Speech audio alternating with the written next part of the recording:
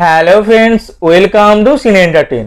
জি বাংলার কোন গোপনে মন ভেসেছে ধারাবাহিকে যোগ দিলেন অভিনেতা স্বরূপ দে, যাকে শেষবার দেখা গিয়েছিল আনন্দী ধারাবাহিকে অপূর্ব সিনহা চরিত্রে। কোন গোপনে মন ভেসেছে গল্পের শুরুর দিকে কিঞ্জল নামে একটা গুরুত্বপূর্ণ চরিত্রকে দেখানো হয়েছিল, যেই চরিত্রে অভিনয় করেছিলেন অভিনেতা উদয় প্রতাপ সিং। তবে মাঝপথেই তার গল্প শেষ করে দেওয়া হয়। পাশাপাশি উদয়ও পরিণীতা ধারাবাহিকে প্রধান নায়কের চরিত্রে অভিনয়ের সুযোগ পেয়ে যান। তবে বর্তমানে ধারাবাহিকের গল্পে আবারও সেই চরিত্রকে ফিরিয়ে আনা হচ্ছে, আর এই চরিত্রে এবার দেখা যাবে স্বরূপকে।